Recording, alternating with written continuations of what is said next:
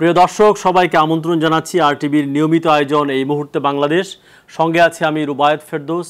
আজ আমাদের আলোচনার বিষয় কেমন হবে শাটডাউন। এ বিষয়ে আলোচনার জন্য আমাদের সঙ্গে অনলাইনে যুক্ত আছেন স্বাস্থ্য অধিদপ্তরের গঠিত পাবলিক হেলথ অ্যাডভাইজরি কমিটির সদস্য অধ্যাপক ডাক্তার আবু জামিল ফয়সাল। আপনাকে স্বাগত।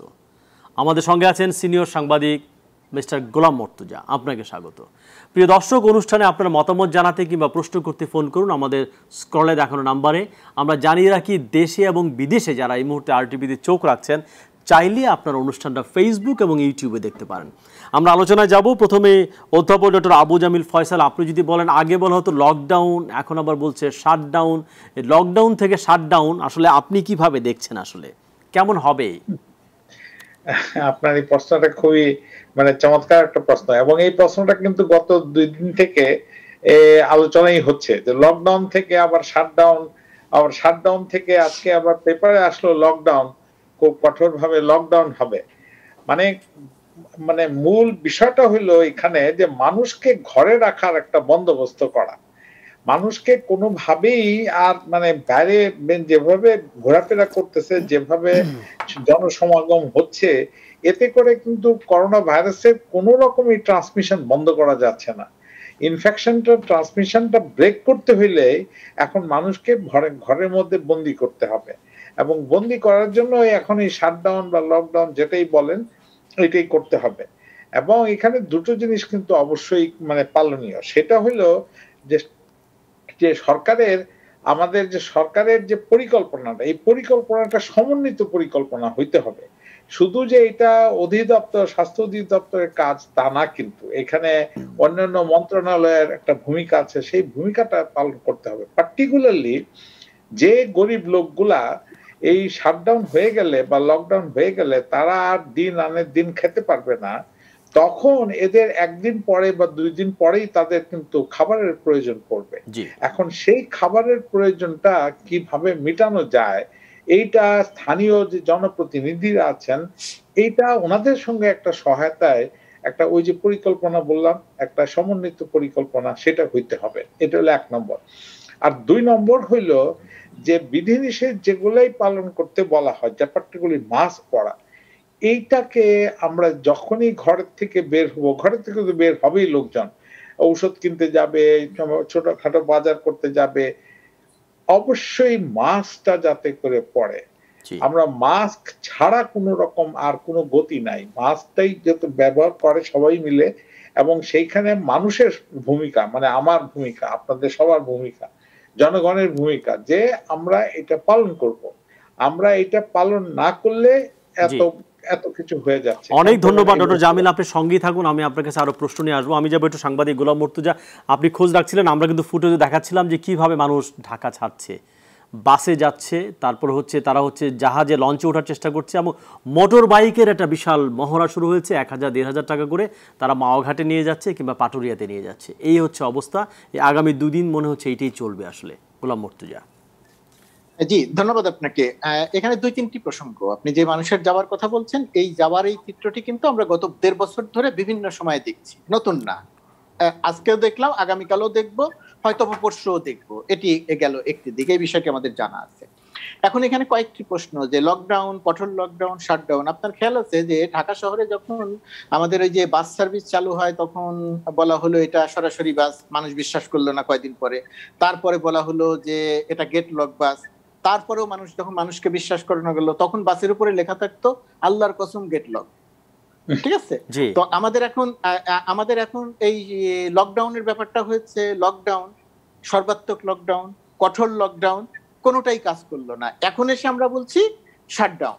তো শাটডাউন আবার সরকারি ঘোষণার সময় লকডাউনই আসছে। আসলে এটা বিষয়টা কি? বিষয়টা হচ্ছে করোনা মহামারীর যে কয়েক রকমের প্রতিষেধক আছে, তার মধ্যে লকডাউন একটা পদ্ধতি, এবং আমাদের আশেপাশের দেশ সহ পৃথিবীর বহু দেশ এই সুবিধাটা পেয়েছে। এখন আপনি লকডাউন বলতে যে কথাটি বলা হচ্ছে, মানুষকে ঘরে রাখতে হবে, প্রাথমিক শর্ত। এখন প্রাথমিক শর্ত হলে এইখানে আমাদের দুর্বলতার জায়গাটা দেখেন। আমি লকডাউন আগে থেকেই বলে দিতে চাই না যে এটা কার্যকর হবে না। আমরা 1.5 বছর আগে থেকে যে আলোচনা করেছিলাম যে করতে হবে, এখনো আমরা বলছি হবে। 1.5 বছর আগে থেকে বলেছিলাম মাস্ক পড়তে হবে, এখনো বলছি পড়তে হবে, আমরা কোনো কিছু কিন্তু কার্যকর করতে পারিনি। খেয়াল করে দেখেন আপনি, আমাদের আগের হিসেব অনুযায়ী দরিদ্র মানুষের সংখ্যা 2 থেকে 2.5 কোটি। করোনার এই 1-1.5 বছরে গরিব মানুষের সংখ্যা বেড়েছে আরো 2 থেকে 2.5 কোটি। এটা বেসরকারি প্রতিষ্ঠানগুলোর হিসেব। প্রথমত কথা, সরকার স্বীকারই করে না যে নতুন দরিদ্রের সংখ্যা বেড়েছে। এখন আবার বলছে নতুন দরিদ্রদের শনাক্ত করে তারপরে খাদ্য পৌঁছানো হবে। আপনি চিন্তা করে দেখেন বিষয়টা কত। এটা ধরেন মানে পঞ্চবার্ষিক পরিকল্পনা। আপনার লাগবে আজকে আপনি বলছেন নতুন দরিদ্র শনাক্ত করবেন, কয়েকদিন আগে বলেছেন নতুন দরিদ্র নাই, তারপর বলেছেন নতুন দরিদ্র সাময়িক ব্যাপার, এটা এমনিই ঠিক হয়ে যাবে, এখন বলছেন শনাক্ত করে তারপরে আপনি ব্যবস্থা করবেন। এই যে মানুষকে ঘরে রাখার যে প্রাথমিক শর্ত, এই কাজটি করার আসলে ক্যাপাসিটি সরকারের নাই। দুটি কারণে নাই। একটি হচ্ছে সরকারের পরিকল্পনায় নাই এই গরিব মানুষদের খাদ্য বা অর্থ পৌঁছানোর, প্রথমত। দ্বিতীয়ত, সরকার যদি এখন সিদ্ধান্ত নেয় যে আমি গরিব মানুষের ঘরে খাদ্য পৌঁছাবো, গরিব মানুষের কাছে অর্থ পৌঁছাবো, সরকারের সেই মেকানিজম নাই। তার মানে হচ্ছে সরকারের কাছে কোনো তালিকা নাই। এখন যদি তালিকা করতে যায় কমপক্ষে 1 বছর লাগবে তালিকা করতে, তাও সঠিকভাবে করতে পারবে কিনা নিশ্চিত নয়। আরেকটি কথা বলা হচ্ছে জনপ্রতিনিধিদের নিয়ে কাজ করা। এই পুরো করোনা সিস্টেমের সঙ্গে জনপ্রতিনিধি বা বাংলাদেশ আওয়ামী লীগ সরকার জনপ্রতিনিধিদের কোনো কাজের সঙ্গেই সম্পৃক্ত করেনি। সম্পৃক্ত না করার কারণে যেটা হয়েছে, এটা পুরোপুরিভাবে একটা প্রশাসন নির্ভর অবস্থা হয়েছে। দুর্নীতিও প্রশাসনে হচ্ছে, সকল কার্যক্রম প্রশাসন নির্ভর, যে কারণে আপনার এখানে সাধারণ জনমানুষ বা আওয়ামী লীগের রাজনীতিবিদদের সঙ্গে এর কোনো সম্পৃক্ততা তৈরি হয়নি। সম্পৃক্ততা তৈরি না হওয়ার কারণে একবার আমরা লকডাউন বা শাটডাউন বা যাই একটা ঘোষণা দিচ্ছি, মানুষ মনে করছে 7 দিন, আরো 7 দিন বাড়বে 15 দিন, সুতরাং আমার ঢাকা শহরে কোনো কাজ নেই, আমার চট্টগ্রাম শহরে কোনো কাজ নেই, সুতরাং আমি এখন কি করব, আমি এখন যে কোনো উপায়ে গ্রামের বাড়িতে চলে যাব। বাস বন্ধ, আমি রিক্সায় যাব, রিক্সা বন্ধ, আমি অটোতে যাব, অটো বন্ধ, আমি মোটরসাইকেলে যাব, আমি আর কিছু যদি না পাই গাবতলী ব্রিজ পার হয়ে ওই পারে গিয়ে আমি কি বলে যে হেঁটে ওই পর্যন্ত যাব, তারপরে গিয়ে ভ্যানে যাব, তারপরে গিয়ে যা পাই সেটাতে যাব। মানুষ এইভাবে চলে যাচ্ছে। বলা হলো ফেরি বন্ধ, এখন ঘাটের হাজার হাজার মানুষ, ফেরিও চালু করে দেওয়া হলো। যেমন আজকে দেখবেন যে পাটুরিয়া ঘাটের যিনি পরিচালনার দায়িত্বে আছেন PIWT এর, তিনি বলেছেন ঘাটে প্রচুর ভিড়, এই কারণে আমরা 16টি ফেরি প্রস্তুত রেখেছি। খুব ভালো কথা, মানুষের জন্য 16টা ফেরি প্রস্তুত রেখেছেন। তার মানে হচ্ছে আমরা লকডাউন দিচ্ছি, আমরা এই পর্যায়ে, আমি শুধু ঘরে থাকার জায়গাটিতে কথা বললাম, আমরা কোনো পরিকল্পনা করছি না, সুদূর প্রসারী কোনো পরিকল্পনা করছি না। ডক্টর জামিল যেটা বলেন, কোনো সমন্বয় আমরা দেখতে পাচ্ছি না গত 1.5 বছরের কার্যক্রমে। জি, অনেক ধন্যবাদ। আপনি সঙ্গেই থাকুন, আমরা একটু লাইভ দেখে আসতে পারি, আমাদের টেলিভিশনে দেখানো হচ্ছে, আমি দেখি রিপোর্টারকে আমরা ধরতে পারি কিনা। এর বাইরে ডক্টর জামিল, একটু আপনাকে আমি যে প্রশ্নটি করতে চাই সেটা হচ্ছে, আগে কিন্তু গ্রামে আমাদের সংক্রমণটা কম ছিল, এখন কিন্তু গ্রামে বিশেষ করে সীমান্ত জেলাগুলো সংক্রমণ বেশি। এই যে হাজার হাজার লোক যাচ্ছে, তাদের তো সংক্রমণের ঝুঁকি কিন্তু বাড়ছে, তারা কিন্তু আবার ঢাকাও চলেও আসবে। তো এইটা সব মিলে একটা কি বাজে অবস্থা হবে আপনি যদি বলেন। সামনে আবার কোরবানি ঈদও আছে, একটু যদি আপনি বলেন। এর আগে গেছে তখন কিন্তু ঢাকার বাইরে কম ছিল, এখন যেহেতু বেশি, তখন এর তাৎপর্যটা কি বহন করে আসলে ডক্টর জামিল? মানে এই যে আপনি যেটা প্রক্রিয়াটা বললেন যে এখন গ্রামেও সংক্রমণ হচ্ছে, সংক্রমণ গ্রামে ছড়াই গেছে, এবং গ্রামের লোকজন এখন আর বলে না যে এটা আমাদের রোগ না, এটা শহরের রোগ, এটা আর কিংবা ধনীদের অসুখ, গরিবের না, এটা বলছে না, এটা আর বলে না। এখন তারা বুঝতে পারতেছে যে তাদেরও এই একই অবস্থায় পড়তে হচ্ছে, এবং এরই মধ্যে কোরবানি ঈদ আসতেছে, কোরবানি ঈদের জটলা হবে, গরু বেচা কেনা হবে, ইত্যাদি ইত্যাদি। এবং আমাদের ঢাকা শহর, চট্টগ্রাম শহর, বিভিন্ন বড় বড় শহর থেকে সব গ্রামের লোকজন যাচ্ছে। এতে করে সংক্রমণ আরো বেশি হবে এবং ওই গ্রাম অঞ্চলগুলোতে হবে। আগে তো দেখছি আমরা যে সংক্রমণ বাড়ছে এবং ঢাকা শহরে বাড়ছে, ঢাকা শহরে হাসপাতালগুলোতে সিট নাই, আইসিইউতে সিট নাই, অক্সিজেন নাই, এইগুলো হচ্ছে। এখন ওই গ্রামে হচ্ছে, এবং গ্রামে হয়ে ওই উপজেলা হেলথ কমপ্লেক্সে গিয়ে ভিড় করতেছে। উপজেলা হেলথ কমপ্লেক্সে তো এরকম কোনো ব্যবস্থা নাই। মানে ওই যে সরকারের যে মানে পরিকল্পনা ছিল কিছুটা ডিস্ট্রিক্ট হাসপাতালগুলোকে মানে স্ট্রেংথেন করার, সেইখানে কাজ হয়, সেইখানে অর্থ বরাদ্দ হয়েছে, সবকিছু হয়েছে, এবং আইসিইউ বেডও গেছে, কিন্তু বেডও খুলেও এটা লাগানো হয়নি। মানে মানে প্রত্যেকটা পর্যায়ে দুটো জিনিস ঘটতেছে। একটা হইলো সমন্বয়হীনতা, ওইটা তো আগে হয়েছে, কেননা এই সব কাজের মধ্যে বিভিন্ন ধরনের লোকজনরা মিলিত। কারণ আমাদের সরকারি লোকরা কিন্তু ডিরেক্টলি কিন্তু এইগুলা ইমপ্লিমেন্ট করে না, তারা কিন্তু গোলাম মুর্তজা যেটা বলেছেন যে পুরো করোনা ব্যবস্থাপনা শুরু থেকে এটা আমলা নির্ভর, প্রশাসনিক আমলারাই পুরোটাই নিয়ন্ত্রণ করছে, কন্ট্রোল করছে। এখানে তো ডাক্তার এক্সপার্ট তারা বরং একটু কোণঠাসা, জনপ্রতিনিধি তারা কিন্তু একটু কোণঠাসা। এইটা দিয়ে কি মহামারী সামাল দেওয়া যাবে কিনা? আসলে এটা দিয়ে তো মহামারী সামাল দেওয়া মানে যাচ্ছে না, তো সেটাই তো দেখা যাচ্ছে। এবং মহামারী সামাল দেওয়া যাচ্ছে না বলেই একটা অ্যাডহক একটা কিছু করা হচ্ছে, যে লোকজনকে যদি ঘরের মধ্যে কিছুদিন বন্দি রাখা যায় তাহলে হয়তো মহামারীর মানে সংক্রমণের যে চেইনটা সেটা হয়তো ব্রেক হবে। তো এইটা মানে সাময়িক একটা কিছু চিন্তা করা হচ্ছে, কিন্তু আসলে কিন্তু ওই যে পরিকল্পনা ছাড়া আমরা যদি এই কাজটা করতে যাই, এই কাজটা যে করতেছি এতে করে কোনো লাভ হচ্ছে না। কিংবা বলা হচ্ছে কমিউনিটিকে যে এনগেজ করা, সেই কমিউনিটি এনগেজমেন্টের কাজও কিন্তু 1.5 বছরে হয়নি। আসলে হয়নি তো। আমরা কিছু কিছু জায়গায় হয়েছে, এবার এটা বললে ভুল হবে যে একেবারেই হয় নাই, তা না। একটা দুইটা তো উদাহরণ আছেই। এখন এই চাঁপাইনবাবগঞ্জের উদাহরণ তো আছেই, যে যে যদি জনপ্রতিনিধি উনি ওইখানকার ওই এমপি সাহেব উনি এতই সক্রিয় ছিলেন, সবাইকে সঙ্গে নিয়ে সবার পিছনে পিছনে ঘুরে উনি অনেক কিছু করতে পারছেন, এবং সেখানে সংক্রমণ কমে আসে, এবং তার ফল কিন্তু পাওয়া গেছে। আমরা দেখলাম এটা ভুটানের একটা খবর দেখলাম যে ভুটানের রাজা নিজে হাজার হাজার মাইল চষে বেরিয়েছেন জঙ্গলে, গ্রামে, যেমন তার ফল পেয়েছেন, যে ভুটানে একজনের বেশি মানুষ মারা যায়নি। এটা বিশাল ব্যাপার। এই ফলগুলো পাওয়া যাচ্ছে যে কমিউনিটিকে এনগেজ করলে। 80% লোকের টিকা দিতে 27 কোটি ডোজ লাগে। আমরা শুনি 1 লাখ, 6 লাখ, 5 লাখ। তো এইটা তো খুবই রিডিকিউলাস মনে হচ্ছে মিস্টার গোলাম মুর্তজা। ধন্যবাদ আপনাকে। দেখেন, আমরা লকডাউন শাটডাউনের আলোচনাটা করেছি, কি হবে তার একটা পূর্বাভাস দিয়েছি, সুতরাং এর চেয়ে বেশি হতাশাজনক আলোচনাটা আর আজকে করতে চাই না, সোমবার পর্যন্ত দেখতে চাই। অতীতের অভিজ্ঞতায় দেখেছি যখন আমাদের যা করণীয় ছিল আমরা কখনোই সেই কাজটি করিনি। চাঁপাইনবাবগঞ্জের অর্থাৎ সীমান্ত এলাকা থেকে যখন আমরা জানতাম যে ভারতীয় স্ট্রেন যদি ঢুকে যায় তাহলে কি অবস্থা হবে, যে সতর্কতা প্রত্যাশিত ছিল আমাদের সেই সতর্কতা ছিল না। প্রথম অবস্থাতে জেলাগুলোতে যখন কয়েকটি জেলাতে যখন আমরা ঝুঁকিপূর্ণ মনে করেছিলাম, তখন যখন সতর্কতা প্রত্যাশিত সেই সতর্কতা নেই। এখন আমাদের করণীয় এবং বাঁচার পথটা কি, মুক্তির পথটা কি? মুক্তির পথটা হচ্ছে যে কোনো উপায়ে আপনাকে এই লকডাউন যতটা সম্ভব কার্যকর করতে হবে, কার্যকর করে সংক্রমণটাকে একটু কমাতে হবে। এটা সাময়িক বাঁচা। আমাদের সামনে যে নজির আছে সেটা হচ্ছে সাময়িক বাঁচা। তাহলে স্থায়ী বাঁচার পথটা কি? স্থায়ী বাঁচার পথটা হচ্ছে আপনাকে যে কোনো উপায়ে নয়, মানে আপনাকে এনিহাউ আপনাকে টিকা দেওয়ার ব্যবস্থা করতে হবে, অর্থাৎ আপনাকে আপনার হাতে পর্যাপ্ত টিকা থাকতে হবে। এখন টিকা দেওয়ার জায়গাটি যে সরকার কি করছে, স্বাস্থ্য মন্ত্রণালয় কি করছে, সেটা আমাদের কাছে চিত্রটা একেবারেই পরিষ্কার নয়। একবার পররাষ্ট্রমন্ত্রী বলছেন টিকা উৎপাদনের চুক্তি রাশিয়ার সঙ্গে হয়ে গেছে, পরে দেখা গেল হলো না। তারপরে সাংবাদিককে ধরে পিটানো হলো, যে সাংবাদিক তথ্য ফাঁস করে দিত। তারপরে দেখলাম কোথায় স্বাক্ষর করা হবে সেই স্বাস্থ্য মন্ত্রণালয় সেটা জানে না, দেখে 3 থেকে টিকা পাওয়া দেরি হয়ে গেল। আর আজকে আমাদের স্বাস্থ্যমন্ত্রী বলেছেন যে গোপালগঞ্জে ওষুধ ফ্যাক্টরির পাশে ভ্যাকসিন প্ল্যান্ট তৈরি করা হবে। গোপালগঞ্জে কোথায় ওষুধ ফ্যাক্টরি আছে এটা আমি জানি না, জানা নাই।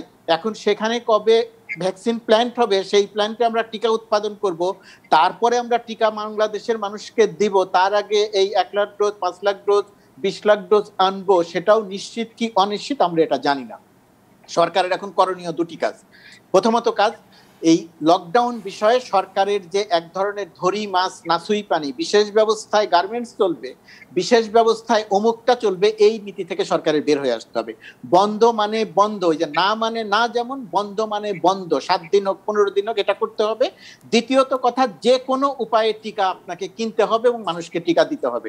তাছাড়া আমাদের বাঁচার কোনো পথ আছে বলে আমি অন্তত মনে করছি না। ধন্যবাদ আপনাকে। অনেক ধন্যবাদ আপনাকে ডক্টর জামিল ফয়সাল। আপনি যদি একটু বলেন যে গণটিকাদান কর্মসূচির যে সমন্বয় এবং প্রাপ্তি নিয়ে যে জটিলতা আমাদের তৈরি হয়েছে, কবে কাটবে আসলে এটা নিয়ে?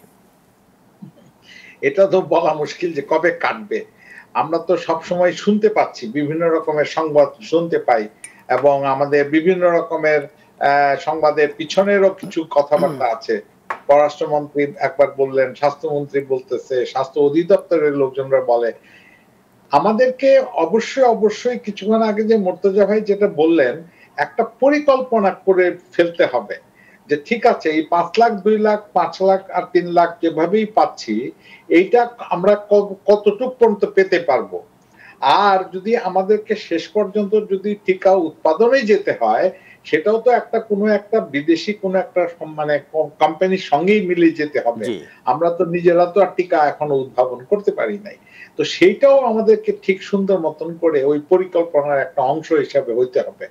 আর যেগুলো নাকি আমাদের পাইপলাইনে আছে, যেমন নাকি চায়নার 2টো কোম্পানি, তারপর স্পুটনিক ভি, রাশিয়ান কোম্পানি, আমাদের অ্যাস্ট্রাজেনেকা, তো মানে ইন্ডিয়া থেকে পাওয়ার একটা লাইনে, সেটা পুরো অনিশ্চয়তার মধ্যে পড়ে গেছে।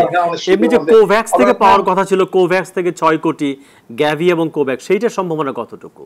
সেটা কিছু তো বোধহয় আসতেছে, কিছু আসতেছে, মানে এই অল্প অল্প দিয়ে তো আর 27 কোটি ডোজ হবে না। 27 কোটি ডোজ তো হইতে হইলে আপনাকে অনেক বড় পরিমাণের, মানে কোটি কোটি হিসাবে আমরা করতে হবে। তবে এগুলোকে তো ছেড়ে দেওয়া যাবে না। এই যে 2 লাখ 5 লাখ এগুলো নিতে হবে, এগুলো নিতে হবে, এগুলো নিতে হবে, পরিকল্পনাটা করতে হবে যে আচ্ছা আমি একটা ধরন দিয়ে এক ধরনের টিকা। ডক্টর জামিল, আপনি সঙ্গে থাকুন, একজন দর্শক আপনাকে ফোনে কিছু বলতে চায়, তার প্রশ্ন নিয়ে আমি আপনার কাছে ফিরে আসব।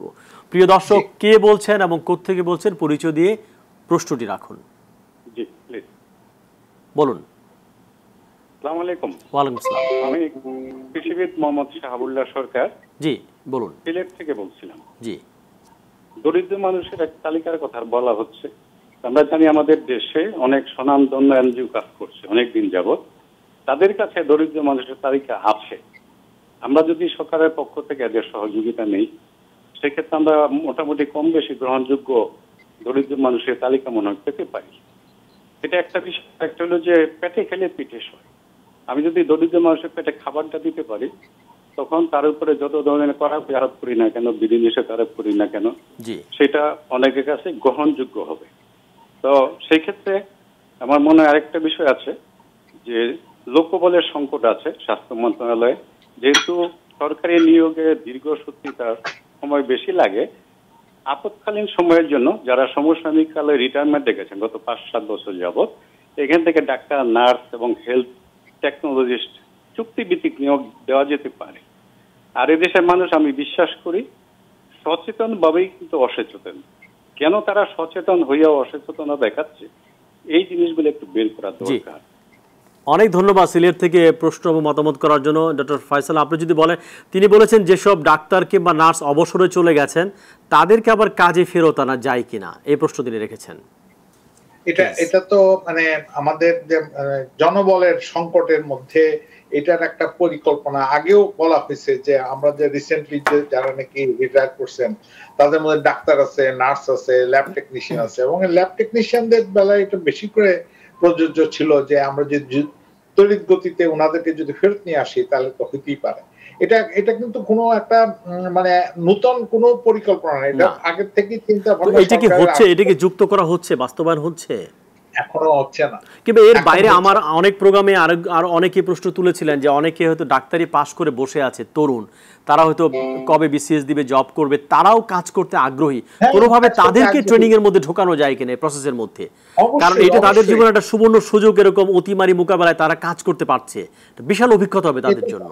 এটা তো অবশ্যই, এবং তাদেরকে তো কাজে লাগাতে পারলে মানে এর থেকে বড় না। আপনি তো অ্যাডভাইজারি কমিটিতে আছেন, আপনি এই পরামর্শগুলো দেন কিনা? আমরা এইসব বিষয়ে অনেক ধরনের কথাবার্তা বলি, কিন্তু সরকারের যে ওই যে নীতি নির্ধারকরা অনেক কিছু চিন্তা ভাবনা করেন, চিন্তা ভাবনা করে তারপরে ওরা একটা সিদ্ধান্ত নেন।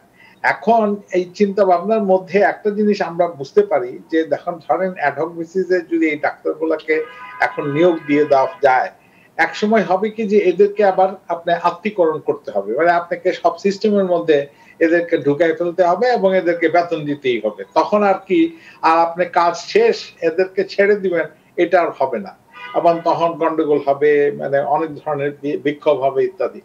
সেই জন্য সরকার ওই যে 1 পা আগায় তো 2 পা পিছায় যায়। মানে আমাদের কিন্তু ওইটা, উনি যে একজন যে প্রশ্ন করলেন যে আমরা যদি বেসরকারি ভাবে যদি বেসরকারি কোনো কিছুকে যদি আমরা সঙ্গে নিয়ে যদি কাজটা করতে পারি, তাহলে সরকারের দায়িত্ব আর রইল না। ওই বেসরকারি সংস্থা মানে করলো, লোক ঠিক করলো, লোকবল দিল, সবকিছু দিল, এবং সেটা হয়তো বা একটা পাবলিক প্রাইভেট পার্টনারশিপ হতে পারে। বড় বড় এনজিও তারাই হয়তো এরকম ডাক্তারদেরকে প্রকল্প ভিত্তিক 2 বছর নিয়োগ দিল, প্রকল্প শেষ, তাদের চাকরিটা তখন শেষ হয়ে যেতে পারে, এরকম হতে পারে। এটা হতে পারে। জি। না এর বাইরে যদি আপনি এটা বলেন যে সামনে তো আমরা যেটা বলছি যে অনেক আমাদের কলিগই আমি পেলাম ঢাকা বিশ্ববিদ্যালয়ে, আমি নাম বলছি না, সে প্রথমবার তার করোনা হয়েছে, ভালো হয়ে গেছে, তার কিছুদিন পরে তিনি ডাবল ডোজ ভ্যাকসিন নিয়েছেন, তারও কিছুদিন পার হয়ে গেছে, আবার তিনি নতুন করে করোনায় আক্রান্ত হয়েছেন, এখন তিনি পিজি হাসপাতালে আছেন। তাহলে এই যে টিকার যে এফিকেসি, এইটা নিয়ে যদি একটু বলেন কতটা কার্যকর হচ্ছে আসলে? এটা কিন্তু টিকার এফিকেসি নিয়ে সমস্যা না, সমস্যাটা হইলো ওই যে ভ্যারিয়েন্ট গুলা নিয়ে সমস্যা। মানে আমরা যে টিকাগুলা নিলাম, 2 ডোজ টিকা নিছি, আমিও নিছি, এখন সেই টিকাগুলা নতুন যেসব ভ্যারিয়েন্ট গুলা ঘুরে বেড়াচ্ছে, ইনফেকশন করতেছে, সেই ভ্যারিয়েন্ট গুলা কিন্তু এই টিকাগুলাকে বাইপাস করে যায়। মানে টিকা তো অ্যান্টিবডি তৈরি করে, ওই অ্যান্টিবডি গুলা মানে নতুন ভ্যারিয়েন্টকে টিকা ঠেকাতে পারে না।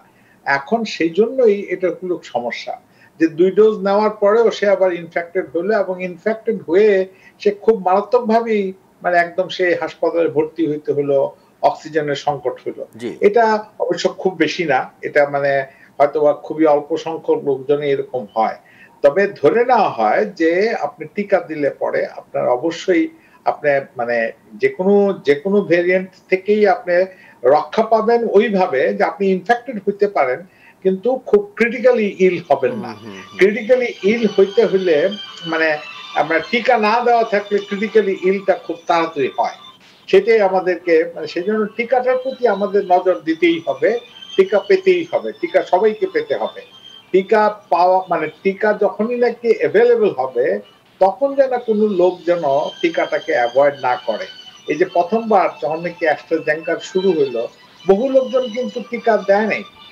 আমি জানি যে আমার আশেপাশে অনেক লোকজনই টিকা নেয় নাই। কেন? তারা দেখতেছে, শুনতেছে, বুঝতেছে, তারা বুঝে তারা দিবে, কিন্তু দিতে এই বুঝতেই ওই অ্যাস্ট্রাজেনেকা শেষ। অনেক ধন্যবাদ ডক্টর জামিল। আরেকজন দর্শক ফোন দিয়েছেন, তার ফোনটি নিয়ে আমি আপনার কাছে ফিরে আসছি। প্রিয় দর্শক, কে বলছেন এবং কোথা থেকে বলছেন? জি আসসালামু আলাইকুম, আমার নাম ফাহিম, আমি ঢাকা থেকে বলছিলাম। জি ফাহিম বলুন। যে আমি বলতে চাচ্ছি যে এই যে লকডাউন হচ্ছে, লকডাউনে যাদের কাছে প্রাইভেট কার আছে আর যারা মনে করেন আমরা যারা সাধারণ মানুষ, তারা কিন্তু নিত্য প্রয়োজনে কিন্তু ঘর থেকে বের হতে পারছে না, অথচ যাদের কাছে গাড়ি আছে তারা সবসময় বের হচ্ছে, পুলিশ আটকালে তারা তাদের সম্মুখীন হওয়ার পরে তারা বের হয়ে যায় পুলিশের কাছ থেকে। এখন আমরা যারা সাধারণ মানুষ আছি আসলে আমাদের কি হবে? আমরা তো চাইলেই বেরোতে পারতেছি না, আর বাকিরা যেসব কাজ করতে পারতেছে যাদের গাড়ি আছে তারা কিন্তু অনেক ধন্যবাদ ফাহিম, প্রশ্নটি বুঝেছি। ডক্টর জামিল যেটা বলতে চাচ্ছি যে একটা প্রো এলিট অ্যাপ্রোচ হচ্ছে কিনা, যে প্রাইভেট কারকে আমি ছেড়ে দিচ্ছি, সে যেখানে সেখানে যেতে পারছে, আর সাধারণ মানুষ তাদের একটা বড় ভোগান্তি হচ্ছে, এরকম প্রশ্ন ফাহিম করবার চেষ্টা করেছেন। তো এটা তো হওয়ার কথা না। মানে গাড়িওয়ালা গাড়ি যে চালায় নিয়ে যাচ্ছে তাকেও ধরতে হবে, তাকেও থামাইতে হবে, তাকেও বলতে হবে যে তুমি বাসায় যাও, বাসায় গিয়ে তুমি থাকো, তোমার বের হওয়া চলবে না। কিন্তু এটা তো আমরা দেখতেই পাচ্ছি যে আমাদের সামাজিক ব্যবস্থাপনায় এটা মানে প্রায়ই হচ্ছে যে বড় লোকদেরকে ছেড়ে দেওয়া হচ্ছে, গাড়িওয়ালাদেরকে ছেড়ে দিচ্ছে। তো সেইখানে কঠোরভাবে পুলিশকে এবং পুলিশের সহযোগী যারাই আসবে, এখন বিজিবি যদি আসে বা মানে গ্রাম প্রতিরক্ষা বাহিনী, সেনাবাহিনীও থাকবে আসলে, তো আমরা আশা করি যে এই শাটডাউনটা হয়তো অনেক বেশি কার্যকর হবে। এটা আমাদের সবার স্বার্থে এটা কার্যকর হওয়াটা খুবই জরুরি আসলে। ডক্টর জামিল, আপনাকে ধন্যবাদ আসবার জন্য, ব্যস্ততার মধ্যে সময় দেওয়ার জন্য, কথা বলবার জন্য। প্রিয় দর্শক, আপনাদেরকে ধন্যবাদ অনুষ্ঠান দেখবার জন্য। এই মুহূর্তে বাংলাদেশ আজকের মতো এখানেই শেষ করছি। সবাই ভালো থাকুন, সুস্থ থাকুন, সঙ্গে থাকার জন্য ধন্যবাদ। এবং আমি যেভাবে মাস্ক ব্যবহার করি, সবাই সেভাবে মাস্ক ব্যবহার করুন।